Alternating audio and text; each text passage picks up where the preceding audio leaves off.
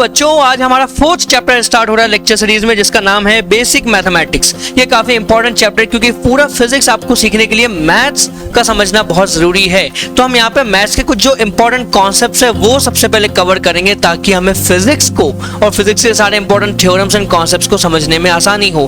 तो इसमें हम सबसे पहले क्या कवर करेंगे? ट्रिग्नोमेट्री कवर करेंगे। हम बेसिक मैथ्स की स्टार्ट कर रहे हैं ट्रिग्नोमेट्री से। इसके बाद दो और इंपॉर्टेंट कॉन्सेप्ट कवर करने हैं, जो कि है ग्राफ्स और कैलकुलस। ये तीनों जो टॉपिक्स है, ट्रिग्नोमेट्री, ग्राफ और कैलकुलस, ये तीनों ही फिजिक्स का पूरा फाउंडेशन है। इनके बिना फिजिक्स समझना इम्पॉसिबल है। तो ये काफी इंपॉर्टेंट है, ध्यान से सीखो इस चैप्टर को। तो बच्चों, सबसे पहले हम जो बेसिक रेशियोज हैं ट्रिग्नोमेट्री का, उनको रिवाइज करते हैं। और उनकी शुरुआत हमारी होती है एक राइट एंगल ट्राइंगल को लेके। यहाँ पे मेरे पास दो ट्राइंगल हैं, इनका आप अगर आइडेंटिफाई करो राइट एंगल कौन सा होगा, तो यहाँ पर ये और यहाँ पर ये एंगल आपका राइट एंगल बनेगा। तो इनको मैं 90 डिग्री के लिए शो कर देता हूँ। अब इन दोनों ट्राइंगल में जो बाकी एंगल है, उनमें से कोई एक एंगल को ले लेता हूँ। जैसे मैंने ये एंगल यहाँ पे लिया थीटा, और दूसरे ट्राइंगल में मैंने ये एंगल ले लिया थीटा। थीटा एक ग्रीक लेटर है, आपको ऑलरेडी पता ही होगा अब तो, ठीक है। तो अब इस एंगल के बेसिस पे मैं पहले साइड्स को डिफाइन करूंगा। तो देखो, आपके राइट एंगल ट्राइंगल में सबसे जो लॉन्गेस्ट साइड होती है, लॉन्गेस्ट साइड आपकी कौन सी होती है? जो 90 डिग्री के अपोजिट होती है, जो कि होती है हाइपोटेनस। ये याद रखो, कई बार बच्चे ना इसमें भी कंफ्यूज होते हैं, भाई लॉन्गेस्ट साइड कौन सी है? तो लॉन्गेस्ट साइड आपकी होती है हाइपोटेनस, ठीक है। सिमिलरली इस ट्राइंगल में भी आपकी ये वाली साइड हाइपोटेनस बनेगी। मैं इसको शॉर्ट में एच लिख देता हूं, राइट। अब जो आपका एंगल लिया है आपने थीटा, इस थीटा के अपोजिट में कौन सी साइड है? ये वाली साइड अपोजिट है क्या? इसको हम बोलेंगे अपोजिट साइड। यहां पे मैं लिख देता हूं अपोजिट, और इसको हम शॉर्ट में लिखेंगे ओ। तो दूसरे ट्राइंगल में मेरा एंगल जो थीटा है, उसके अपोजिट ये ऊपर वाली साइड हो जाएगी, तो इसको भी मैं लिख देता हूं ओ। सिमिलरली एंगल के एडजेसेंट में बाजू वाली साइड कौन सी है? ये साइड एंगल के बाजू में है, ये कहलाएगी एडजेसेंट। शॉर्ट में हम इसको लिखेंगे ए। तो इस ट्राइंगल में ये जो है, ये एंगल के बाजू में है, तो ये भी तुम्हारी हो गई एडजेसेंट साइड ए। तो अब यहाँ पे हम अपने रेशियोज डिफाइन करना शुरू करते हैं। सबसे पहला जो आपका रेशियो होगा वो होगा साइन, जिसको शॉर्ट में लिखा जाता है SIN। और मुझे साइन ऑफ थीटा अगर निकालना है तो वो कितना होगा?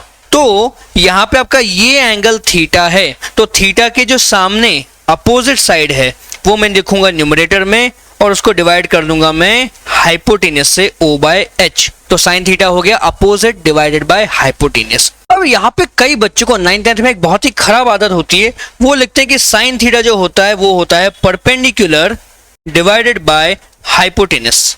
तो जब तक आपका ट्राइंगल ये रेगुलर शेप में बना हुआ है तब तक तो दिक्कत नहीं होती ये डेफिनेशन में। परपेंडिकुलर मतलब बच्चे मानते हैं कि वर्टिकल साइड परपेंडिकुलर, तो ये साइड लेंगे और उसको हाइपोटेनस से डिवाइड करेंगे तो साइन थीटा मिला। लेकिन जब ट्राइंगल रोटेट हो गया, जैसे इस केस में, तो यहाँ पे परपेंडिकुलर बच्चे समझते हैं कि वर्टिकल साइड परपेंडिकुलर है, तो ये लेना है। तो बच्चे इस डेफिनेशन के हिसाब से लिखेंगे परपेंडिकुलर अपना ए हो गया, यहाँ पे ए परपेंडिकुलर है, डिवाइड बाय हाइपोटेनस कर देंगे।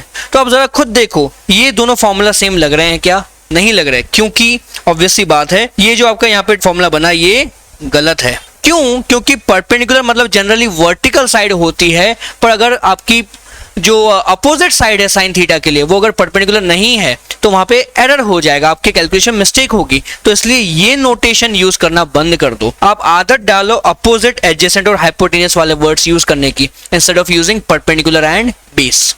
अब आपका जो नेक्स्ट रेशियो है उसको बोलते हैं कोसाइन।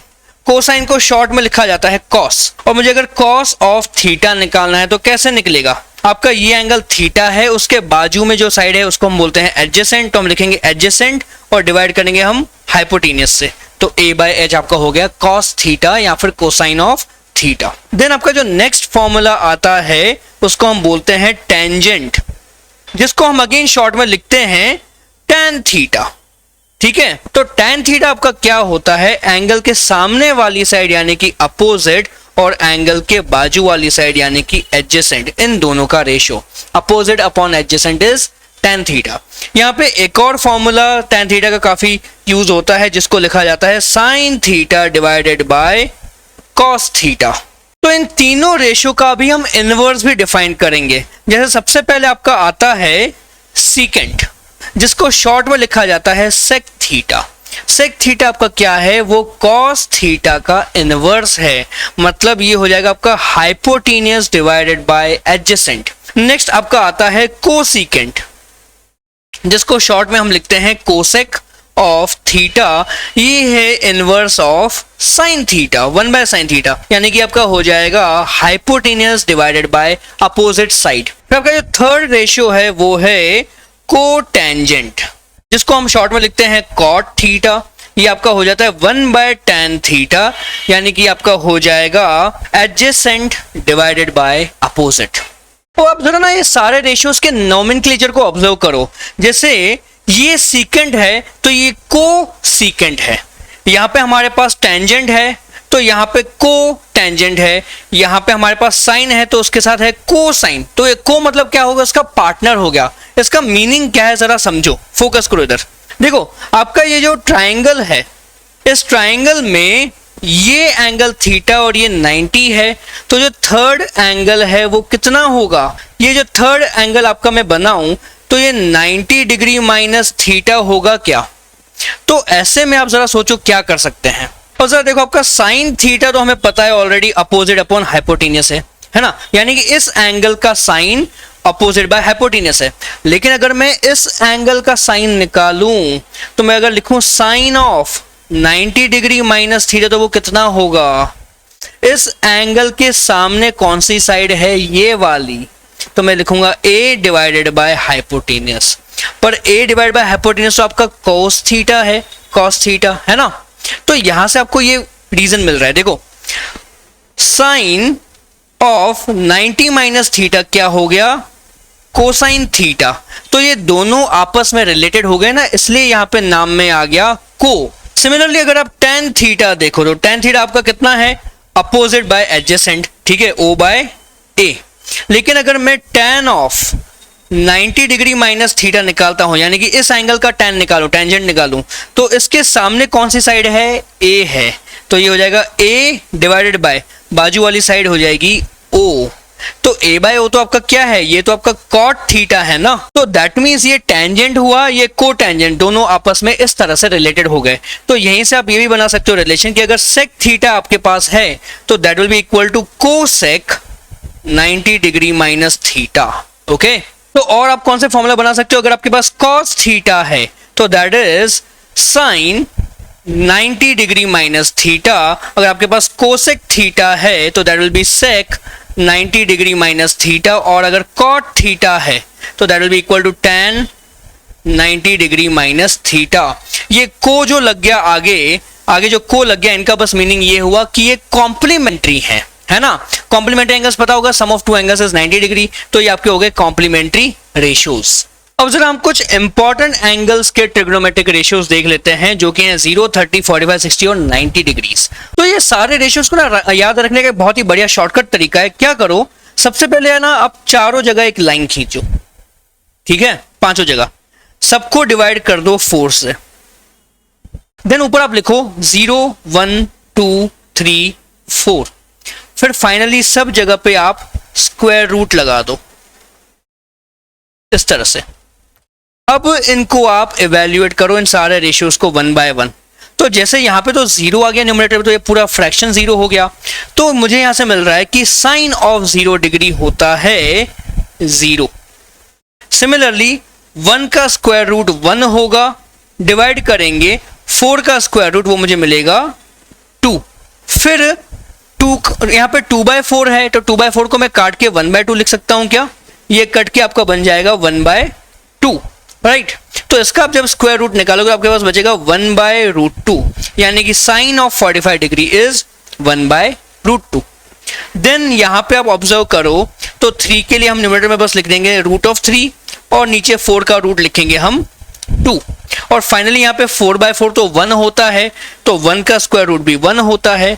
तो मुझे यहाँ पे साइन ऑफ 0 डिग्री, 30 डिग्री, 45, 60 और 90 डिग्री के सबके वैल्यूज मिल गए। अब मुझे अगर कॉस ऑफ दीज एंगल्स निकालना है तो कैसे निकालेंगे, तो कॉस के लिए आपको ये फॉर्मूला यूज करना है कि cos theta is sine 90 minus theta. तो जैसे अगर मुझे कॉस 0 निकालना है तो कॉस 0 क्या होगा, मैं यहाँ पे लिख देता हूं, कॉस 0 डिग्री आपका होगा साइन 90 डिग्री माइनस 0 यानी कि साइन 90 डिग्री। तो साइन 90 डिग्री अपने पास कितना है 1, तो आपका कॉस ऑफ 0 डिग्री हो जाता है 1। ठीक है, तो यही लॉजिक फॉलो करते हुए आप देखोगे कि आपकी ये सीरीज ना उल्टी जाएगी, यानी कि यहाँ पे √3/2 है तो यहाँ पे √3/2 लिखना है, देन यहाँ पे 1/2 है तो अगेन यहाँ पे 1/√2 लिखना है, देन 1/2 है तो यहाँ पे 1/2 लिखना है, फाइनली ये 0 है तो यहाँ पे मेरे पास आ जाएगा 0। यानी कि साइन की जो सीरीज राइट में जा रही है वही सीरीज कॉस की लेफ्ट में जाएगी। इजी। फिर नेक्स्ट हमारे पास आता है tan। तो tan के लिए हमें वैल्यूज क्या क्या रखनी है, tan के लिए हम फॉर्मूला यूज करेंगे कि आपका tan जो होता है वो होता है sin theta by cos theta. तो sin theta by cos theta directly लगाओ यहाँ पे, मतलब sin 0 डिवाइड बाय cos 0 करो तो 0/1 क्या हो जाएगा आपका 0। फिर 30 डिग्री निकालना है tan, तो आप sin 30 डिवाइड बाय cos 30 करो तो आपको मिलेगा 1/√3। ऐसे ही sin 45 बाय cos 45 करो आपको मिलेगा 1, sin 60 बाय cos 60 मिलेगा √3 और sin 90 बाय cos 90 1/0। 1/0 आपका डिफाइंड नहीं होता है, हम उसको फिजिक्स में यूज करते हैं इन्फिनिटी सीधे, तो 1/0 आपका बन गया इन्फिनिटी। अब इन रेशियोज का मीनिंग क्या हुआ, जैसे मान लो मैंने लिया sin 30 डिग्री इक्वल टू 1/2, तो अगर मैं यहाँ पे अपने ट्राइंगल में थीटा को रख देता हूं 30 डिग्री, थीटा इक्वल टू मैंने रख दिया 30 डिग्री, करेक्ट। तो क्योंकि sin 30 1/2 है तो दैट मीन्स अगर ये साइड 1 हो गई तो आपका हाइपोटेनियस ऑटोमेटिकली 2 हो जाएगा, क्योंकि sin 30 मतलब अपोजिट डिवाइड बाय हाइपोटेनियस, तो इन दोनों का रेशियो क्या हो जाएगा 1/2। ठीक है, फिर अब जो बेस है उसको आप पाइथागोरस थ्योरम से निकाल सकते हो, तो √2² माइनस 1² तो ये बन जाएगा आपका √3 बन जाता है। फिर आप cos 30 कैलकुलेट करो तो कितना होगा √3/2, यहाँ पे देखो आपका cos 30 जो है वो √3/2 आ रहा है कि नहीं। लेकिन सिर्फ कहानी यहाँ पे खत्म नहीं होती, मैं इन सारी साइड्स को मल्टीप्लाई भी कर सकता हूं।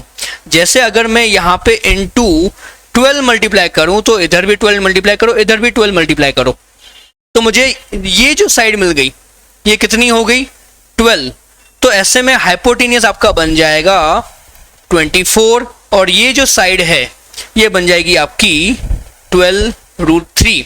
मतलब ट्रिग्नोमेट्रिक रेशियोज को यूज करके हम कोई भी ट्रायंगल की साइड्स निकाल सकते हैं, बस हमें उनका एंगल पता होना चाहिए और उसके करस्पॉन्डिंग रेशियो पता होना चाहिए।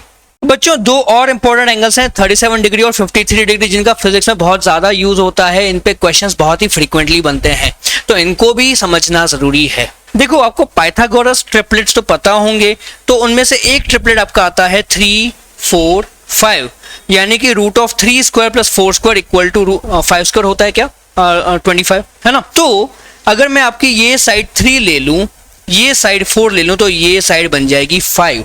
ठीक है, हाइपोटेनस हमेशा सबसे लंबा होता है, वो होगा 5। तो इस पाइथागोरस ट्रिपलेट के जो एंगल हैं इस ट्राइंगल में वो क्या होंगे, याद करने का तरीका बता रहा हूं। 5 और 3 के बीच का एंगल होता है 53 डिग्रीज। तो बताओ 5 और 4 के बीच का एंगल कितना होगा, ये 54 डिग्री होगा, है कि नहीं? नहीं, ठीक है, कंफ्यूज मत हो। आपको 90 डिग्री माइनस 53 डिग्री करना है, तो 90 माइनस 50 कितना होगा, कैलकुलेट करो, आपको यहां पे मिलेगा 37 डिग्रीज। 5 और 3 के बीच का एंगल 53, तो 5 और 4 के बीच का एंगल आपका हो जाएगा 37 डिग्रीज। अब आप साइन, कॉस और टैन निकाल सकते हो यूजिंग दिस ट्राइंगल। तो अगर मुझे साइन 37 डिग्री निकालना है तो उसका फॉर्मूला क्या है, साइन का फॉर्मूला है अपोजिट डिवाइडेड बाय हाइपोटेनस, तो 3/5। तो मेरा साइन 37 डिग्री मिल गया 3/5। साइन 53 डिग्री कैलकुलेट करो, तो 53 डिग्री तो आपका ये है, इसके अपोजिट कौन सी साइड है 4 और हाइपोटेनस है 5, तो आपका साइन 53 डिग्री हो जाएगा 4/5। सिमिलरली cos 37 आपका क्या होगा, वो आपका बन जाता है 4/5 और sin 37 आपका cos 53 बन जाएगा 3/5। ठीक है, अब आप tan निकालो तो tan कैसे मिलेगा, tan 37 होगा आपका अपोजिट बाय एडजेसेंट, तो 3/4 और tan 53 होगा अपोजिट बाय एडजेसेंट, यानी कि यहाँ पे 4/3। तो ये सारे रेशियोज आपको अगेन इंपॉर्टेंट है, इसलिए याद रखने हैं। अब बच्चों हमें कुछ इंपॉर्टेंट ट्रिग्नोमेट्रिक आइडेंटिटीज को सीखना है। ये कुछ इंपॉर्टेंट फॉर्मूलाज हैं जिनको यूज करके हम ट्रिग्नोमेट्री रिलेटेड क्वेश्चंस को बहुत इजीली सॉल्व कर सकते हैं। वैसे तो ये लिस्ट काफी लंबी है इन फॉर्मूलाज की, बट फिजिक्स में ना बहुत छोटी लिस्ट की फ्रीक्वेंट नीड पड़ती है, तो हम बस पहले वही जो इंपॉर्टेंट फॉर्मूला है वही यहाँ पे सीखेंगे, राइट। तो सबसे पहले तो मैंने आपको इंपॉर्टेंट फॉर्मूला कुछ बता दिए थे कि भाई sine of 90 degree minus theta होता है cos theta. Similarly cos of 90 degree minus theta sine theta होगा, और इसके अलावा आप देखोगे tan of 90 degree minus theta होता है कॉट थीटा, और सेक 90 डिग्री माइनस थीटा होता है कोसेक थीटा। ठीक है, ये फॉर्मूला मैं ऑलरेडी आपको सिखा चुका हूं। इसके अलावा और कुछ फॉर्मूला हैं जो आपको याद रखने हैं। उसके लिए पहले अपना पाइथागोरस थ्योरम लगाओ जरा यहाँ पे। जैसे मैं ये ट्राइंगल ले लूं, अगर मेरे पास ये एंगल थीटा है तो ये अपोजिट हो गया, एडजेसेंट हो गया, और ये हो गया हाइपोटेन्यूस। तो हाइपोटेन्यूस का जो स्क्वायर है, या उल्टा लिखते हैं, opposite square plus adjacent square equal to hypotenuse square होता है क्या? ये आपका पाइथागोरस थ्योरम है। अब इस पूरी इक्वेशन को आप एच स्क्वायर से डिवाइड कर दो, तो मैं यहाँ पे एच स्क्वायर डिवाइड करूंगा, यहाँ पे डिवाइड करूंगा, यहाँ पे डिवाइड करूंगा। तो अब आप जरा देखो, opposite upon hypotenuse, opposite upon hypotenuse क्या होता है बच्चों? साइन थीटा होता है क्या? लेकिन यहाँ पे साइन थीटा का स्क्वायर है, तो मैं लिख दूंगा इसको sine square theta, plus adjacent by hypotenuse cos होता है और उसका स्क्वायर कर रहे हैं, तो ये बन गया cos square theta, that is equal to H square और एच स्क्वायर कट गए तो मुझे बचा 1। तो ये बहुत इंपॉर्टेंट फॉर्मूला है जो आपको याद रखना है, और मैंने आपको यहाँ पर डेरिवेशन भी बता दिया, क्योंकि कई बार हम डेरिवेशन भूल जाते हैं। इतने आसान फॉर्मूला का डेरिवेशन पता होना ही चाहिए। अब इसी फॉर्मूला के बेसिस पे एक और फॉर्मूला बनता है। अगर मैं इस पूरी इक्वेशन को डिवाइडेड बाय कॉस स्क्वायर कर दूं, जैसे मेरे पास यहाँ पे है sine square theta plus cos square theta equal to 1, और मैंने पूरी इक्वेशन को कॉस स्क्वायर से डिवाइड कर दिया, ठीक है। तो यहां से मुझे क्या मिल रहा है? Sine square upon cos square कितना होता है? Sine by cos is tan, उसका हम स्क्वायर कर रहे हैं तो मुझे यहाँ पे मिलेगा tan square theta. Cos square कट गए तो 1 बचा, और 1 बाय कॉस क्या होता है बच्चों? सेक होता है, तो यहां मिलेगा मुझे सेक स्क्वायर थीटा। सिमिलरली पहले ये लिख दूंगा, ये आपका थर्ड फॉर्मूला हो गया। अब मैं फोर्थ फॉर्मूला बनाऊंगा अगेन इसी फॉर्मूला को यूज करके। तो मैंने पहले साइन से डिवाइड कॉस से डिवाइड किया था, अब मैं इसी इक्वेशन को साइन से डिवाइड करूंगा। तो आपका क्या है? Sine square theta plus cos square theta equal to 1, और इसको आप साइन स्क्वायर से डिवाइड कर दो, तो हमें अब क्या मिलेगा? साइन स्क्वायर कट गए तो हमारे पास बचा 1, प्लस कॉस अपॉन साइन होता है इनवर्स ऑफ tan, है ना। कॉस अपॉन साइन आपका बन जाता है कॉट, तो ये बन जाएगा आपका कॉट स्क्वायर थीटा, और 1 बाय साइन आपका हो जाएगा कोसेक स्क्वायर थीटा। अब नेक्स्ट आपका फॉर्मूला आता है sine of a plus B. अगर दो एंगल के सम का मुझे साइन निकालो, उसका फॉर्मूला होता है sine a cos b plus cos a sine b।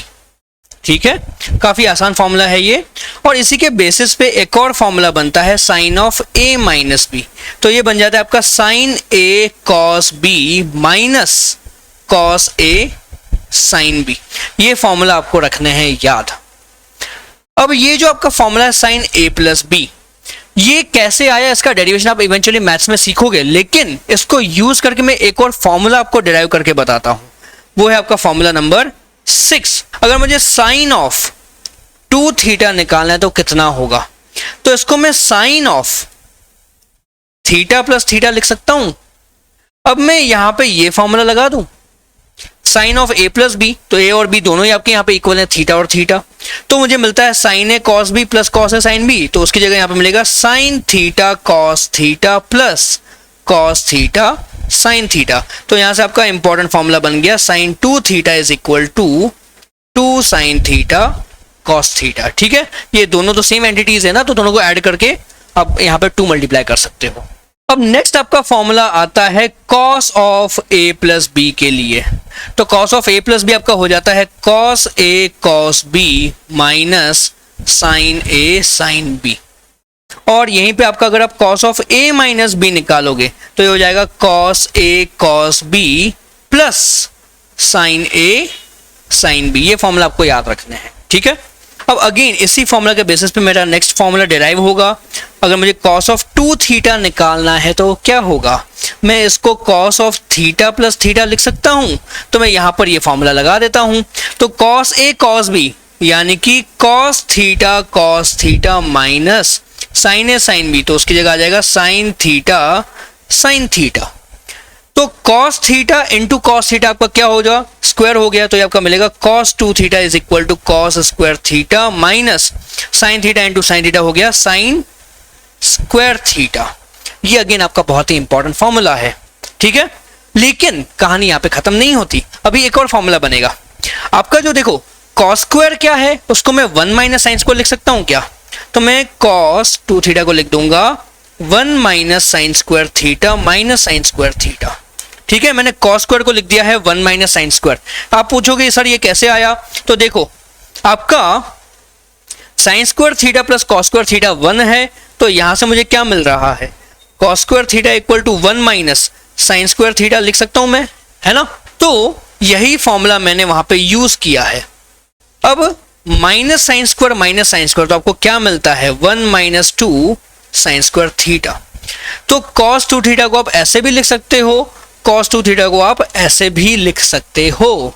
अब मैं इसका अपोजिट करूं, ठीक है। अगर मेरे पास cos 2 थीटा है equal to cos square theta minus sine square theta, तो मैं यहां पे लिख सकता हूं cos स्क्वायर थीटा माइनस, मैं साइन स्क्वायर को भी तो 1 माइनस cos स्क्वायर लिख सकता हूं ना। तो ये बन जाएगा आपका cos स्क्वायर थीटा माइनस 1 और minus into minus plus cos square theta. तो यहाँ पे आपका cos स्क्वायर थीटा 2 बार आ रहा है, तो मुझे मिला अगेन मेरा next formula cos 2 theta is equal to 2 cos square theta minus 1, ठीक है। तो cos 2 थीटा के आपके पास 3 फॉर्मूला हो चुके हैं, पहला, दूसरा और तीसरा, लेकिन एक और फॉर्मूला आना बाकी है।